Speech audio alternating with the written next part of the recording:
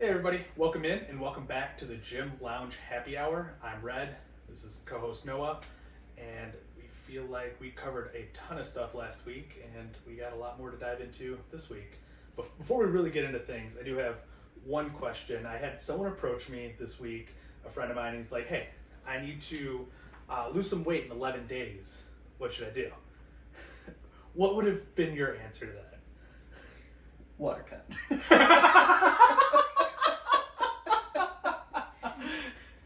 He just said he needed to lose it. He didn't need to keep it off. So For a vacation.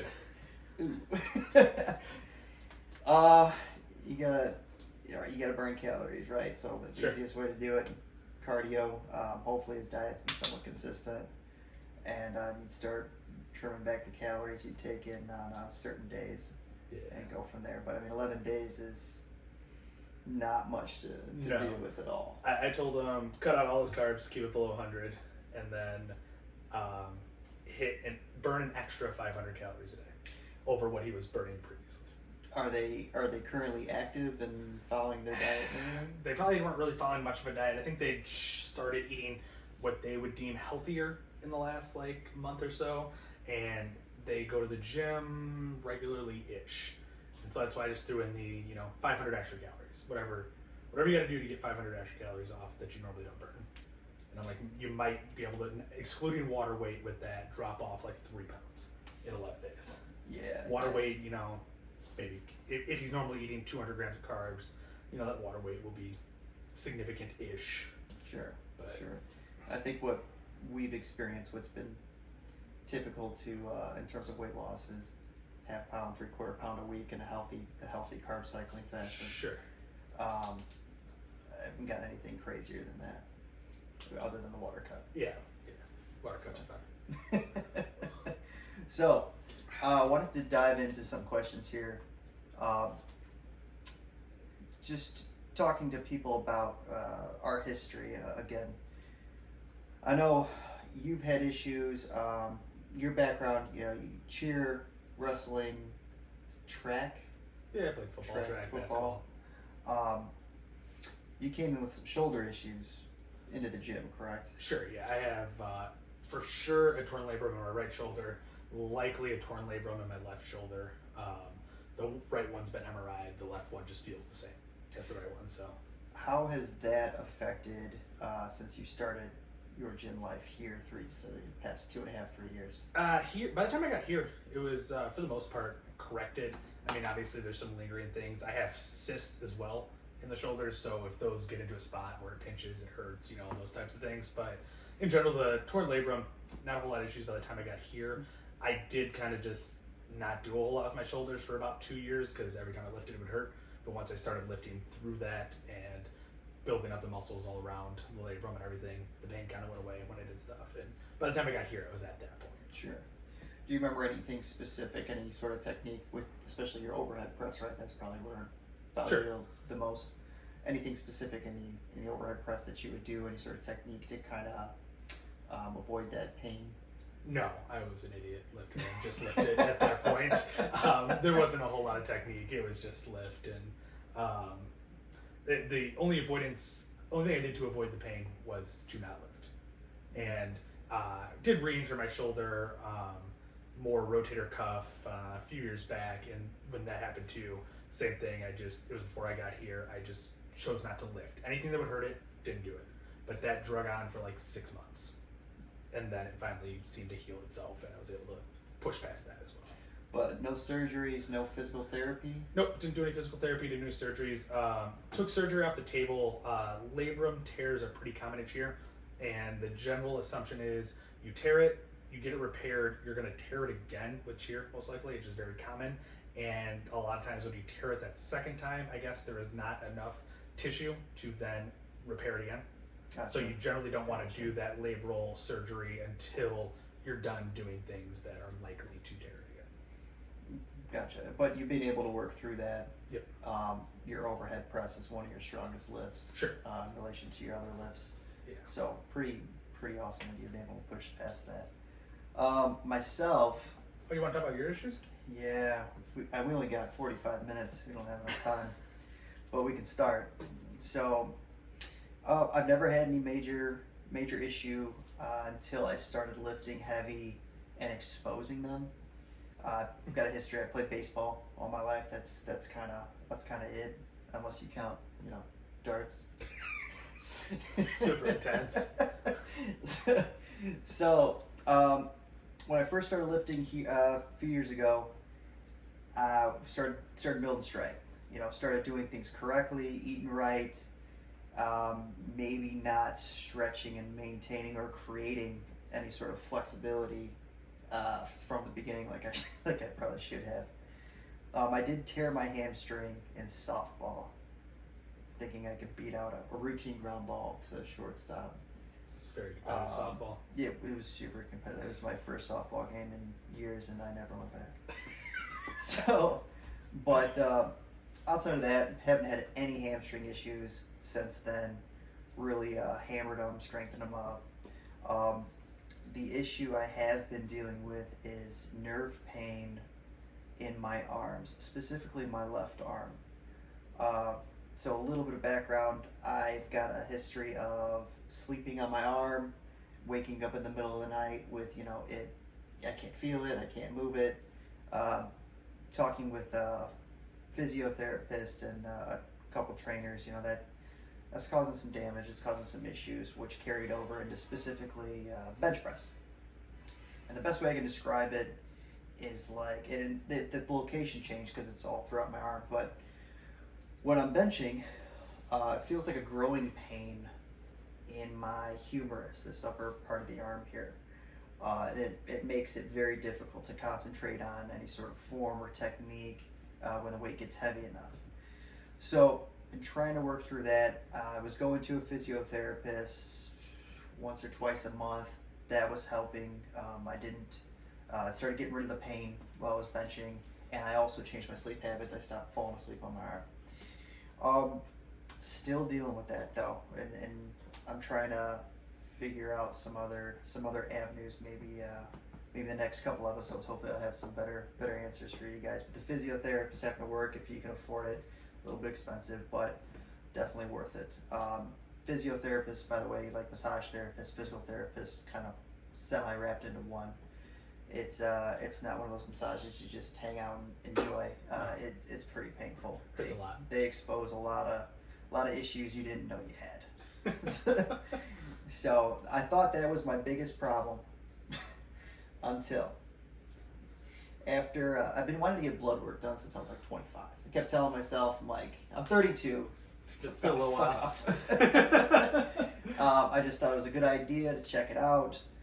When I was younger, didn't have the greatest diet, gotten better, kind of grown up, eat my vegetables. Do you eat your vegetables? I don't know what vegetables are. Yeah. To that point, it's very interesting. I tried to get my blood work done when I was younger, at like 20, somewhere in there, 19, 20. Because I was starting a paleo diet and I wanted to compare blood work on it and see how it was before and after. And I didn't have a PCP at the time because I just got a PCP last year. Primary care physician for those that like myself who aren't adults yet. Okay.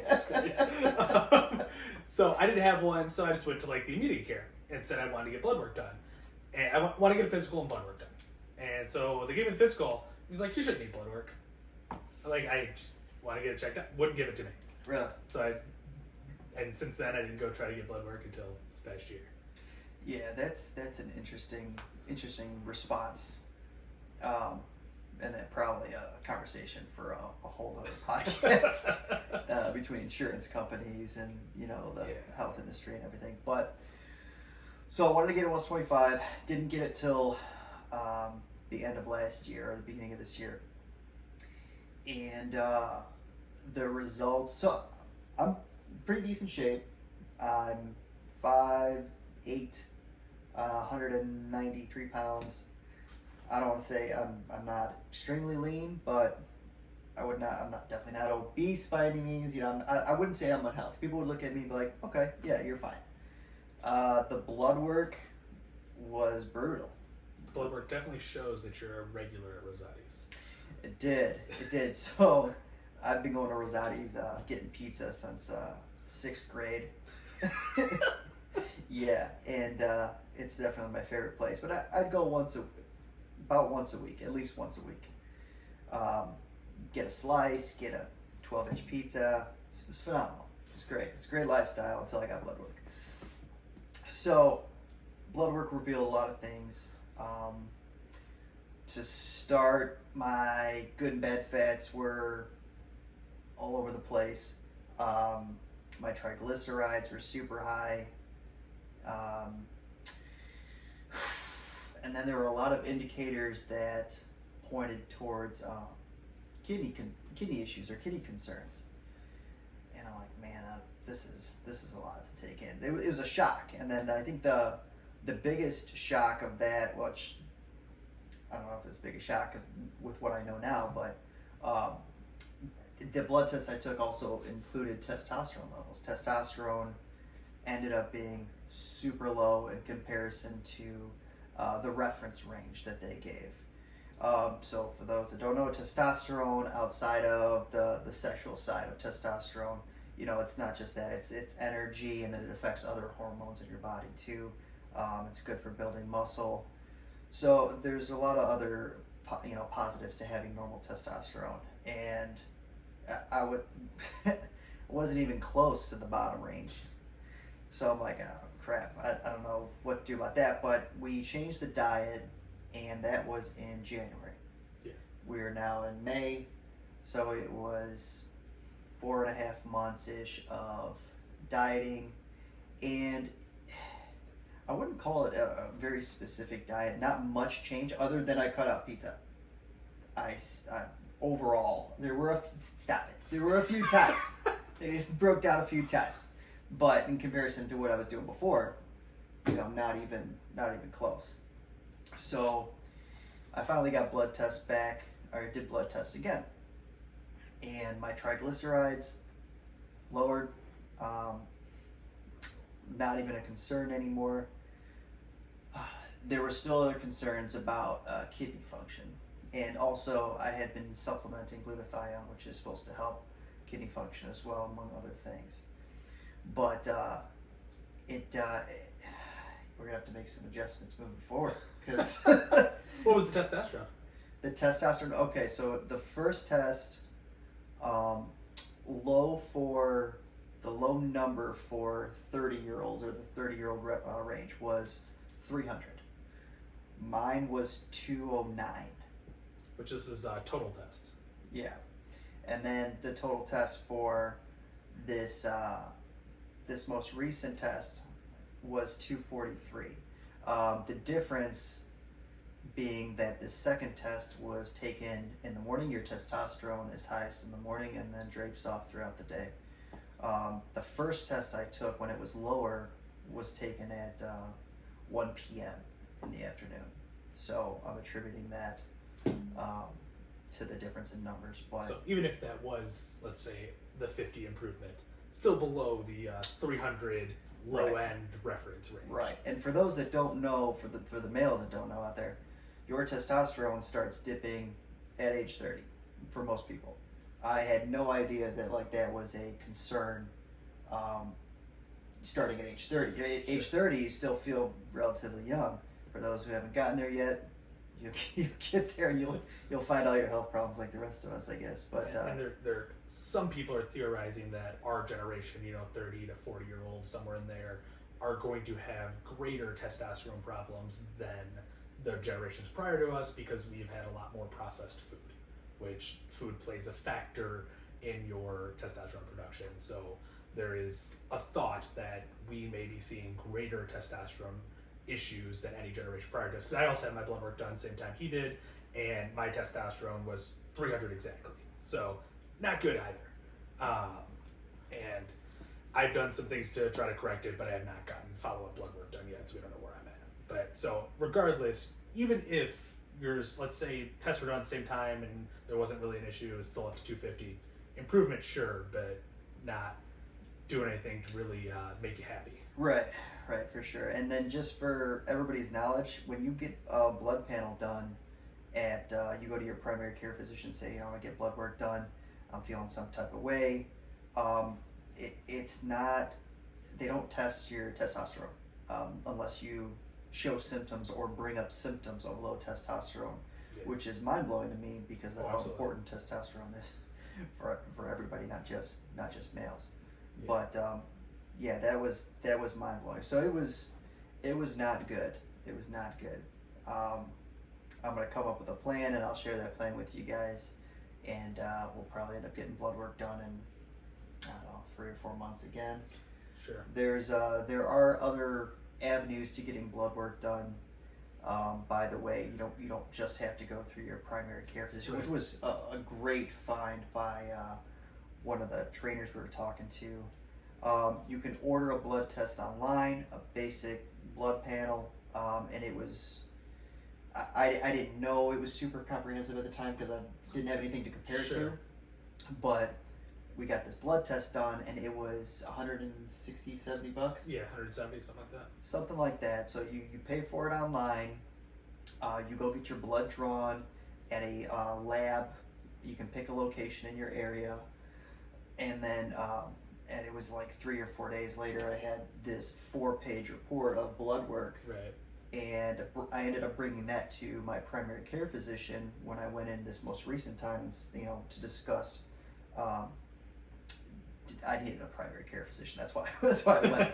But I wanted to bring in a blood test results that I had already gotten, and they looked at it and they were super impressed with how comprehensive and how cheap this blood test was. So I highly recommend, if you have not gotten blood work done, to go get it done. You might need to take it to your doctor to Sure. decipher the information, but And I think there's numerous resources that you can do that with. We did ours through Merrick Health, but we just heard about another one that sounds pretty similar, roughly the same. I can't remember the name of it, but yeah, it does sound like there's more than one resource. The interesting thing with Merrick Health too is neither one of us did this, but they did offer like a consultation with it afterwards too, and then they'll also, I think, essentially become your PCP if you want to, but they're not in person. It's all telemedicine and everything. So, but there is that option, and I think it seems like a lot of stuff is centered around addressing hormonal issues. And so if you're looking to get testosterone replacement therapy and things like that, they can address that and get it prescribed for you and everything too. yeah, definitely a lot more options than we're, I don't want to say led to believe, but Sure. led to believe. So the other big part of my blood work issues that it was about a year ago now, maybe just under a year ago, I got diagnosed with sleep apnea. And I was talking with a trainer, and I must have been describing how I was feeling, and my lifts were suffering, my weights weren't going up, and he kind of was asking about, my sleep, and I'm like, I don't know, I'm tired, it was so weird with the sleep apnea, and I don't know if I had just gotten used to it, like that was normal for me, but it did hit a breaking point where I would go to work. I'd get home at 3 o'clock. I would take a nap from 5 to 8 p.m., wake up for an hour, and go back to bed and sleep for 8 hours, at 9 p.m. But it was junk sleep.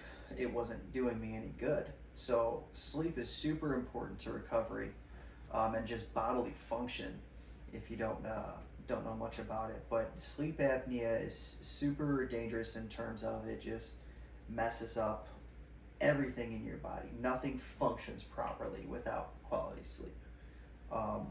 So I went and got a sleep study, and which, to give a little background, the sleep study is done, or the one I did was at a foreign place. You can take these at home, but I didn't do that one. But so I'm in a foreign place, a foreign bed. I was going to Vegas the next morning. So, sleeping that night is going to be a little iffy, but Just because you're so excited for I was Vegas so excited for Vegas. for the 19th time. So, stop it. Vegas is my second home. And to the quality sleep thing too, if you can afford it, it's important to get some sort of sleep tracker. Like Noah uses the Whoop. I have an Apple Watch. There's numerous ways to track your sleep, but you may be in your mind sleeping for 8-10 hours, but if it's crap sleep, it doesn't matter. Absolutely. And the sleep trackers will generally be able to identify if it's good or bad sleep and kind of what sort of states of sleep you've been in and stuff. So if you think you're getting good sleep but you are tired all the time, look into a sleep tracker just to see if there's any additional issues going on there. Absolutely, yeah, good point. So I took the sleep study. The results, I woke up 28 times an hour for at least 3 seconds or more. And I never hit REM sleep, like a deep sleep, which is where you do pretty much all your recovery, your body recovers. So that was, you know, a formal diagnosis. I got a CPAP, and it was immediate that I felt better. I will say if you have sleep apnea, everyone's going to push the CPAP. That's the mainstream fix for it, and I'm sure everybody could benefit from it. But there are also other ways to possibly fix sleep apnea. You might have some sort of sinus issue or some sort of deviated septum or something with your nasal passages, and the only way to figure that out is to go to a ear, nose, and throat doctor, an ENT, which I'm also scheduled to do. How easy is that to get into? Oh God, yeah. So my primary care physician also referred me to an ENT. I called them a few days ago because they were supposed to call me after a week, and it was 3 weeks and I hadn't heard anything. So I called them and asked, hey, you know, can I get in? And she goes, we're booked through January of next year. So I'm like, oh my God. So she gave me a different recommendation, and I have to call. But they definitely don't make this stuff easy, you know, because I asked about insurance, and we don't need to dive into that. But I'm like, they go, well, you got to call them and ask them. I'm like, okay. So we're going to try that route, but I've always kind of had, it was normal to me, so I didn't think it was an issue, but Sure. kind of being more self-aware and talking with other people, it doesn't sound like my breathing, and there's something else going on. The CPAP has helped a ton, trying to restore everything to its normal function. I'm not exhausted. I don't take these 3-hour naps, you know, at dinner time only to go to bed again. It was bad. Any advice for people who have a CPAP and a CDL? Yes, good point. So I have a CDL for work, and turns out you need to, if you go to get your physical, because every year or every 2 years, you have to go get your medical card certified and get a physical if you have a CDL. And if you respond on their questionnaire that you have a CPAP, you're required to bring a report that your CPAP machine will print out or send to you. And so she brought that up. She goes, hey, do you have this report? I'm like, I have no idea what you're talking about. And at the time, I wasn't very good at using the CPAP.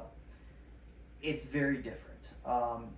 It's constant air pressure into your nose. A lot of people feel claustrophobic with it because you're trying to exhale through your nose while this thing is trying to blow air into your nose, and it's a weird feeling. It's a weird feeling. So I'm poking around on my phone. I have an app that connects to my CPAP machine, and she pulls it. I go, oh, here's something, and I give it to her, and it looked like I used it maybe 20 to 30% of all nights. So according to law, she wasn't supposed to certify my med card because I wasn't using it. I think it's like 50%, at least 50% of nights you have to use your CPAP. Otherwise, they can't give you a certified medical card, and you can't continue to have a CDL. So any truck drivers out there, make sure you take care of that stuff if you have a CDL, or maybe bypass the fact, you know, telling them that you have a CPAP machine. So yeah, good point there. That's funny. So you had your blood work. Sure. What were the issues with your blood? What were the main issues? My good cholesterol was a little low. So I had 2 sets of blood work done. So I had blood work done it was like late September, as I was in the middle of like nationals prep. So eating really good, working out a lot, in good health. And then that showed that I had some, I high liver enzymes, so my liver function wasn't quite where I needed it to be. And cholesterol was a slight issue in that one too. Other than that, most of it checked out. It wasn't terrible. But I was showing signs and symptoms that my trainer thought I might have low testosterone.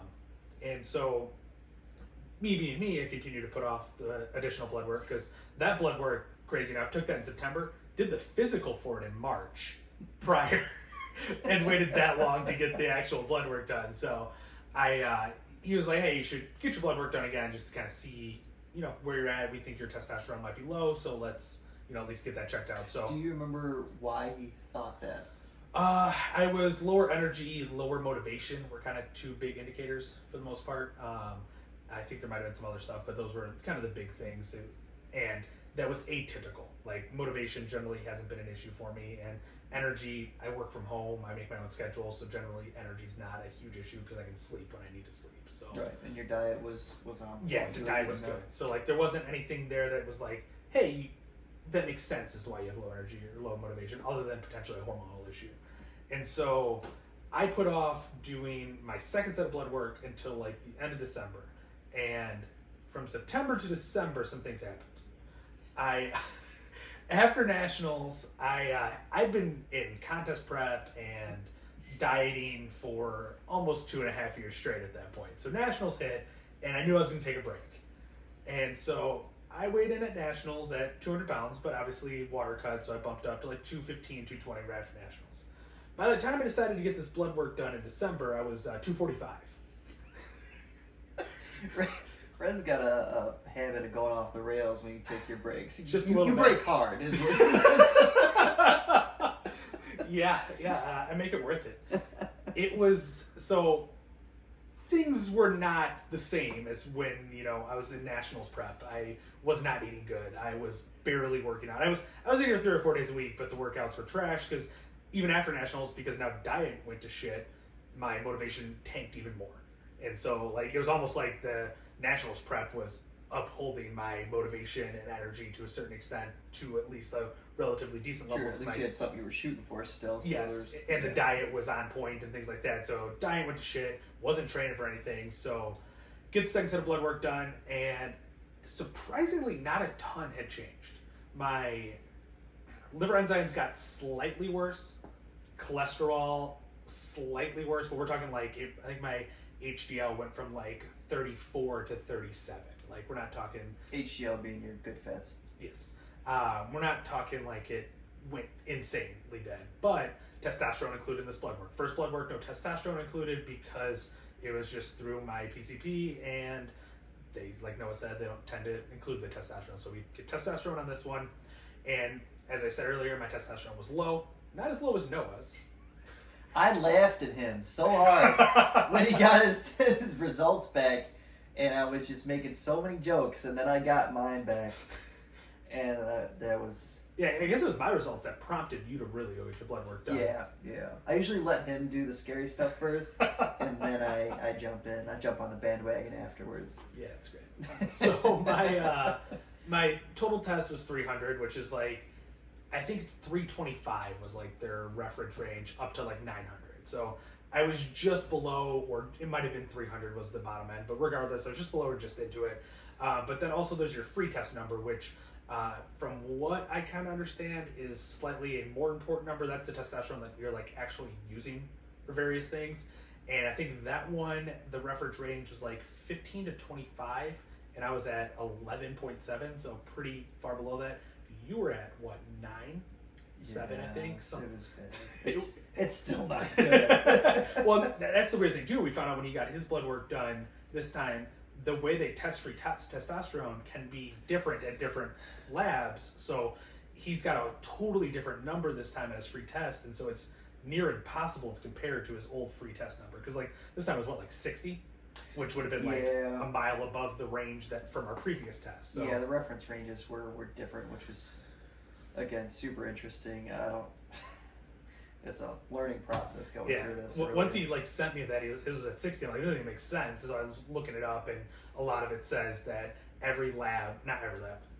each lab kind of has their own way of testing free tests. There's not a like specific way it's supposed to happen. So that's how you get all these different numbers. But regardless, liver enzymes were worse, testosterone was low, and my cholesterol was a little bit worse. But overall, surprisingly, things weren't as bad as they could have been, I feel like, with how bad I went off the rails. Yeah, you dove completely off the rails. I'm like, is this dude gonna stop soon and turn around, or what's going on here? Well, the crazy thing with the liver enzymes too is, after I got them from my PCP, the nurse called and she's like, blood work came in. We're pretty happy with most of it. Your cholesterol's a little bit off, but it's not, crazy. And your liver enzymes are a little high. She's like, we're not too concerned with it for the most part, but maybe you should try to exercise more. And this is nationals prep, so I'm like, I'm exercising pretty regularly. She's like, okay, looks like your BMI is a little high. Maybe you should lose some weight. I'm like, I know my BMI is kind of high, but my body fat percentage is actually kind of low because national prep. I'm kind of low on body fat percentage, so I don't think I really should lose weight, or that probably isn't the reason or the thing that I should be doing for this at least. And she's like, oh, let me check with the doctor. So she gets back on and she's like, yeah, the doctor said you should probably just try to work out regularly and and lose a little bit of weight, and then we'll check again next year. I'm like, oh, okay, so things are high. You were concerned. They didn't say they were concerned at the beginning of the phone call, but why bring it up if there's not a little bit of a concern? And by the end of the phone call, we're not concerned with it anymore. You're good. And so I was like, whatever, I'll check it again in the year, because it was just outside the range. It wasn't like, but I feel like if you're at the high end of a range, that's still not good. Right, you want to turn it around. You want to get ahead of it. I'm Yes. not going to wait till it's dog shit and then be like, oh. Exactly. And so the part that was interesting is just that second set of blood work, liver enzymes got slightly worse. Again, a few numbers worse, but still worse. So obviously things were not heading in the right direction. So it'll be interesting to see, with all these diet and exercise changes that I've made over the last 5 months, if that impacts my blood work, or if I'm in Noah's situation where not shit's really changed. Yeah, the not eating the pizza helped. Like I said, my triglycerides. But I'm pretty bad at drinking sufficient water every day. I think you do a pretty good job, but I'm just like most people. I get busy and then I forget, and then by the time I'm slamming water, and it's just not enough throughout the day. So I got to do a better job of that. But I'm definitely gonna make some diet changes as well. I haven't figured out what those are yet, but like I said, I'll let you guys know once I figure that out. So with your programming right now, we just got out of a hypertrophy phase. Right. Now we're diving a little deeper into a strength phase. No idea. But we both currently have the same trainer and are in the same lifting program. The same programming. Wow, couldn't think of my words there. We're in the same programming, and we understood when we were in a hypertrophy phase. We're not quite sure what exactly. It's not really a strength phase, but it's not quite a hypertrophy phase anymore.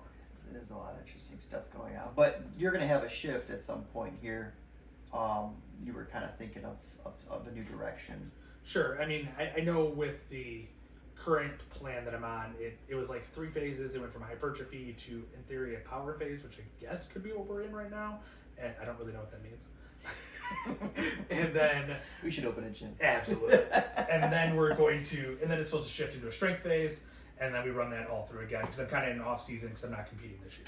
And your high level for the year was you're leaning out to a certain point. You getting married in October. Yeah. So you want it to be lean by, or leaner. I try to be leaner by August. We have bachelor party at the end of July, last week in July, and then I'm going to Iceland in the middle of August. So looking to be leaner by then, but be real lean by the way. And it's kind of ultimately the only real goals I have on the table this year as far as lifting and exercise go. Like, yeah, sure, I want to get stronger, and that's partially where the hypertrophy phase made sense.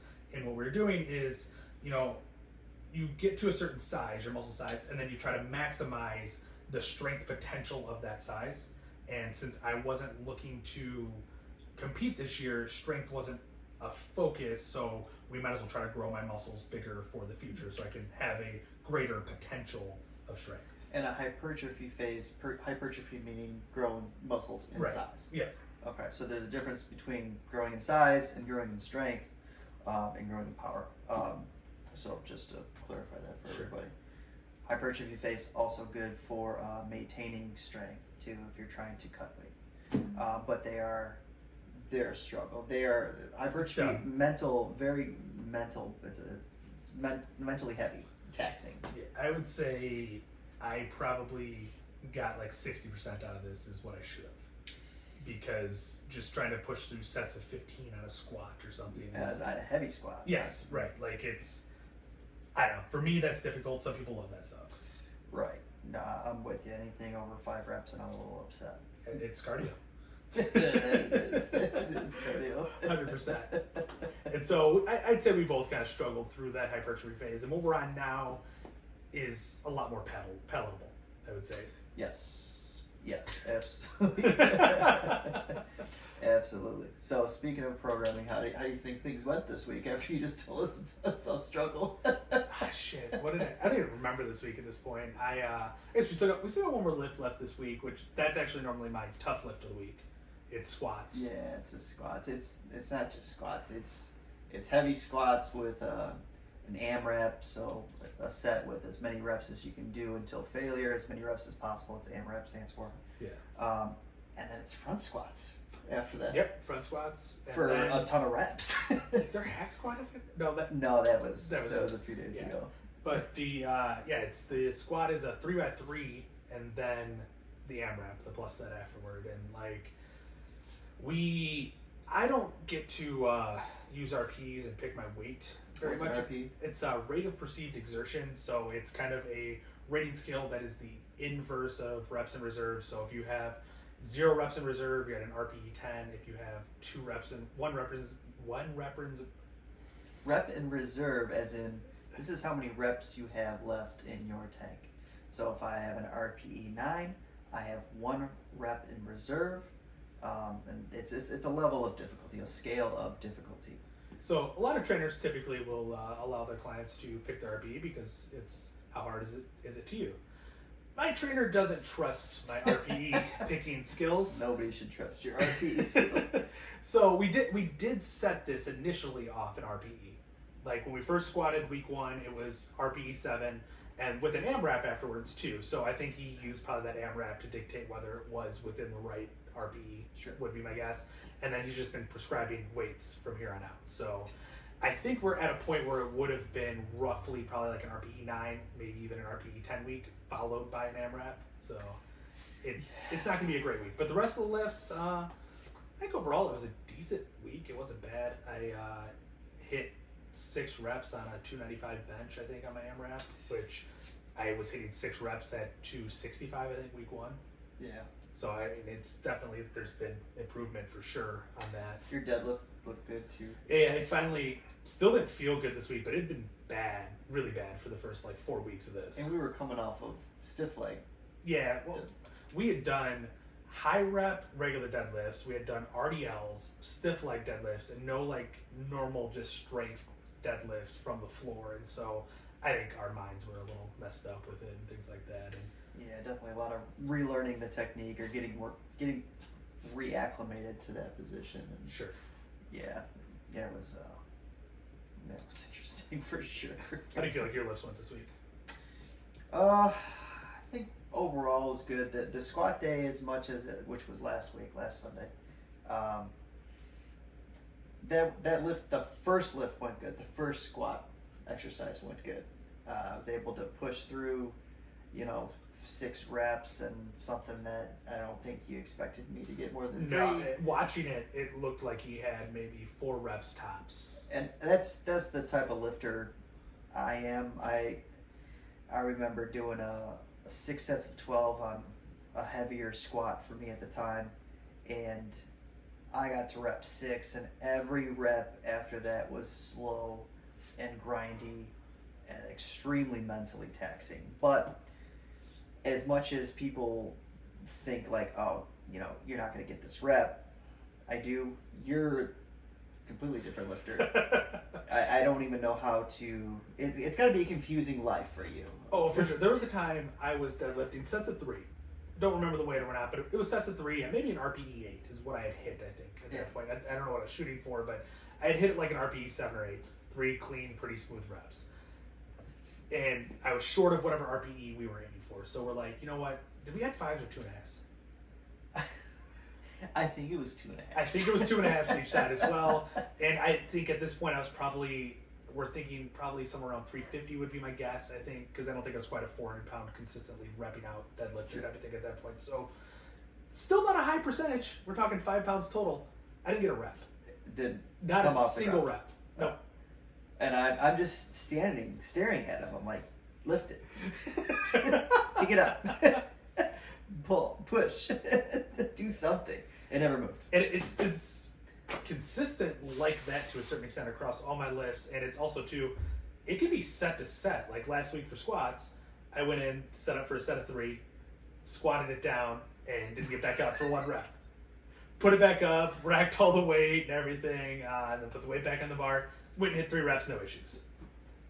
Yeah, there's definitely I mean, so he's more, you're more aggressive off the floor or out of the rack, whatever the lift is.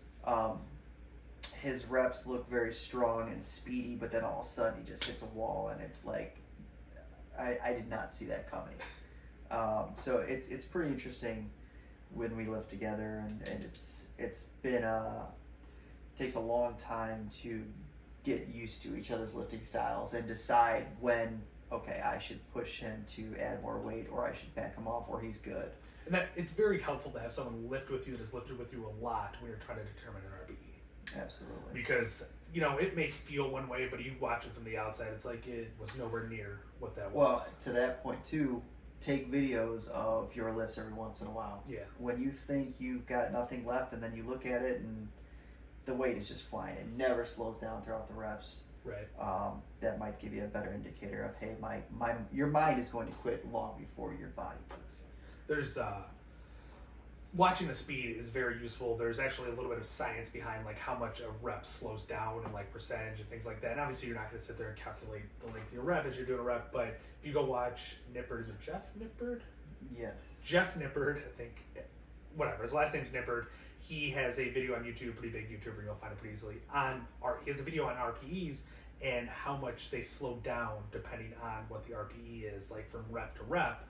And it's a good video to watch. Like I said, you're not going to sit there and do the math and see, oh, my rep slowed down by 50%, so it's a 9, something like that. But you can watch it and be like, this is what I'm looking for. This is how much I'm looking for to slow down if you were to video your reps, if you don't have somebody with you to watch and things like that. And he even went through, we just talked about our different lifting styles. He went through multiple different styles of lifters. Sure. And it seemed to be pretty consistent. Yeah, I thought it was a very helpful video for starting to identify RPEs, especially RPEs in somebody else. Yes. Like, with yourself, it's still difficult because you're going to feel it and be like, that was nowhere near what it looks like for some people. Right. And he did he bring up the piece of equipment that measures the speed, or is that something? That's something completely different. That there is like something they're selling now. I think there's 2 different companies that sell something where it tracks how fast your reps are moving, and one of them I think displays like an RPE, or maybe it just tells you the speed of each rep, but it's there for you to see. And so you could, in theory, use that to identify your RPEs, and it's probably a great tool. But at the end of the day, science is great. We're big science people for lifting and things like that, but you don't have to take it perfectly like that. Sure. Like, if you get close, you're going to get results. Right. Yeah. So, to wrap things up, we got one more question here. What is the biggest mistake about working out that you made when you were younger? Mistakes? Yeah, you got plenty of them. Don't lie to me. I don't think I've ever made a mistake. I would say it's just not looking into things and just kind of following what was mainstream in general. I can't pinpoint anything super specific, but I do remember like I did the old school of pyramiding things, like hit a 10-8-6-4 like for each lift and things like that. Sure, you're gonna get some results, especially if you're new to it. You're gonna hit your newbie gains, and whatever you do when you're new, you're gonna get some sort of results within reason. So hitting that 10-8-6-4, sure, great, it gets me results, but I probably could have optimized those results doing something different. And I think that's a lot of what people probably miss out on is optimizing those newbie gains. And you can do a simple linear progression, and you're going to get very good results. And look up what linear progression is. It's very straightforward. And if you're brand new, that's a good place to start because you're going to get a lot of results and you're not going to waste that recovery level that you have as a new lifter. Yeah, there's definitely a lot of bad information on the internet, but there's also a lot of good information. Yeah. I needed structure when I started getting serious about lifting. When I got a trainer, he started talking to me about nutrition. One of the biggest mistakes I made was not tracking any nutrition when this was freshman year of college, that I was really hitting the gym. But I'm 145 pounds, trying to gain size, doing sets of 30 on dips. I was banging them out, but that's not the formula for, getting bigger. Sure. And I was doing the same thing on, all the other exercises. Everything was sensitive.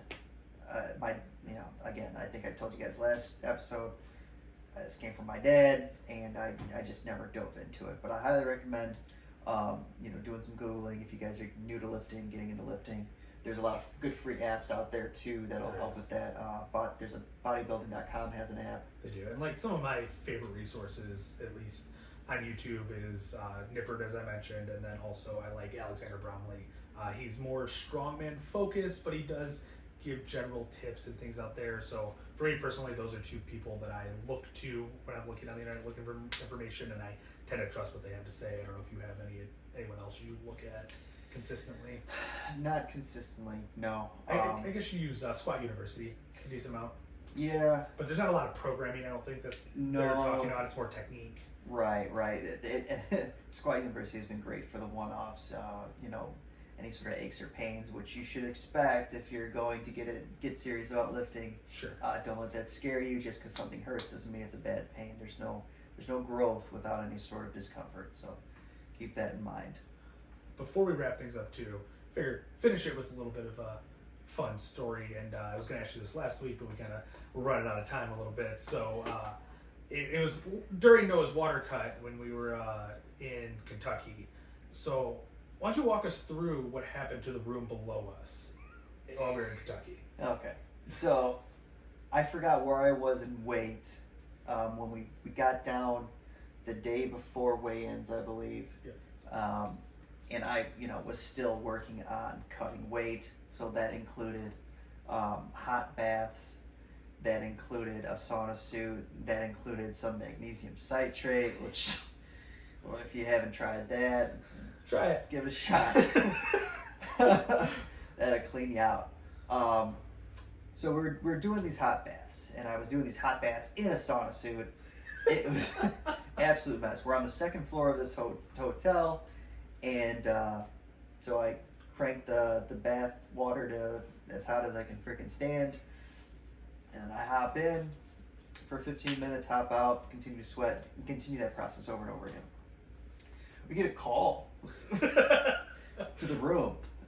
Do you guys have a leak up there? No? What are you talking about? It's the room below you just has water coming out of the ceiling. And I'm like, no, we're good, man. We're all good. Wait a minute, use the tub. I don't know where that could be coming from. And when you're doing a water cut, mine's not functioning great. So I'm like, no, it wasn't me. And what had happened was there's an overflow portion of the tub, which shouldn't have ended up in the room below me. But I guarantee you that's the only abnormality I could think of. Right, because it's not like the floor was even wet. No. He was not being crazy or responsible with it, but yeah, we apparently flooded the room below us. And then denied everything. Our water doesn't even work up here. You don't know what you're talking about. It must be the room above us. Right, absolutely. But as we wrap things up, if you watch us on listen to us on whether it's Apple Podcasts or Spotify or wherever you're listening to us, it'd be great if you left us a review. It's kind of helpful for us to get the word out about what we're doing and puts us out there a little bit more. If you're watching on YouTube, leave comments about thoughts that you have. Questions. Yes, questions, comments, concerns, whatever it is. We are going to look through those kinds of things and try to help that feed the things we talk about in the future. Obviously, we'll give you our stories and our funny things that we do and our stuff that we've messed up on and whatnot, but we also want to direct this towards what you guys want to see as well. Absolutely. Yeah. So, Till next time, guys. Thanks for watching. thanks.